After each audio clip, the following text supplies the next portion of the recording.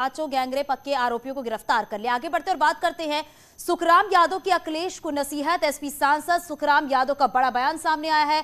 परिवार के साथ तालमेल रखें अखिलेश, सुखराम नेताजी शिवपाल से तालमेल रखें और साथ ही वरना नतीजे ऐसे ही होंगे। सुखराम की तरफ से ये बड़ा बयान सामने आया है।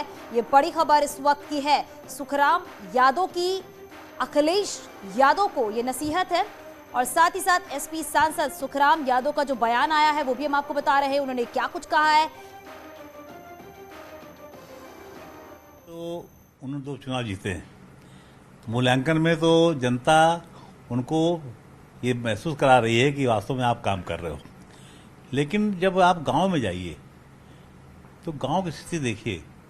जो डेवलपमेंट होने चाहिए थे वो डेवलपमेंट अभी गांव की तरफ नहीं हो पा रहे। शहरों में विकास के कार्य किए हैं, लेकिन अभी ग्रामीण क्षेत्र में और आवश्यकता है। वहाँ वो सुविधाएं नहीं मिल रही हैं जो सुविधाएं एक आम नागरिक को मिलनी चाहिए। सर, जैसे कि आपने जिक्र किया 2 उपचुनावों का, उसमें दोनों जगह वो समाजवादी पार्टी के गढ़ थे, लेकिन बीजेपी ने चुनाव जीता है। उसके चलते अब लगातार जो ओम प्रकाश राजभर हैं समाजवादी पार्टी के सहयोगी, वो अखिलेश यादव पर हमलावर हैं। कह रहे हैं कि एक पिता की विरासत मिली तो उसको बेटा बेच के खा रहे हैं।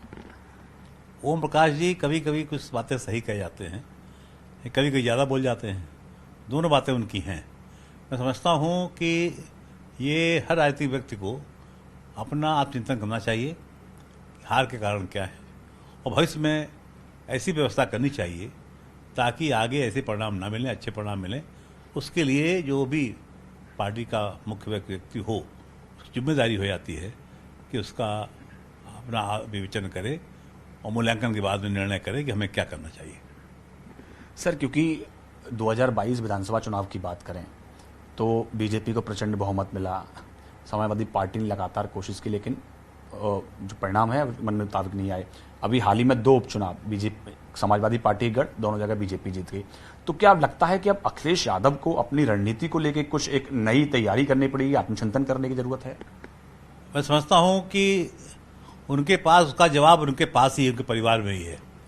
यदि वो परिवार के लोगों को उनकी राय लेकर के, उनसे विचार विमर्श करके आगे बढ़ेंगे तो मैं समझता हूँ माननीय नेताजी अभी जीवित हैं और उनके निर्देश पर ही आगे राजनीति में सफल हो पाएंगे, ऐसा मैं महसूस करता हूँ।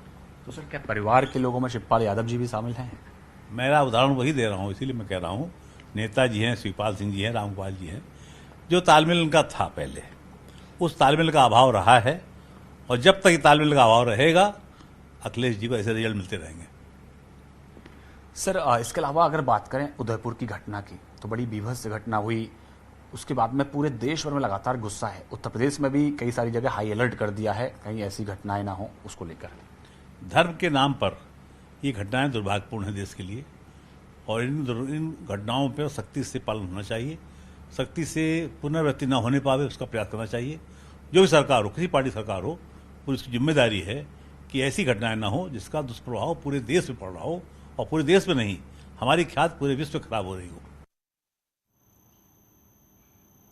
और बात करेंगे आगरा में ब्लॉगर मर्डर केस में बड़ी खबर। ऋतिका ने जताई थी हत्या की आशंका, पुलिस को चिट्ठी लिखकर जताई थी हत्या की आशंका। पति समेत कई लोगों से जताया था खतरा और केस वापस लेने को लेकर धमकी का जिक्र भी किया था। फिरोजाबाद की टुंडला पुलिस को ये चिट्ठी मिली थी, तो ऋतिका ने पहले ही हत्या की आशंका जताई थी और साथ ही साथ पहले ही आपको बता दें कि अपनी जान का खतरा बताया था। केस वापस लेने को लेकर धमकी का जिक्र भी किया था। फिरोजाबाद की टुंडला पुलिस को चिट्ठी लिखी थी ऋतिका ने। तो ब्लॉगर मर्डर में यह नया खुलासा हुआ है और साथ ये भी है कि जब पहले से इस बात की आशंका जताई गई थी और फिरोजाबाद की टुंडला पुलिस को चिट्ठी भी लिखी गई थी कि उसे जान का खतरा है। पति समेत कई लोगों से खतरा बताया था ऋतिका ने।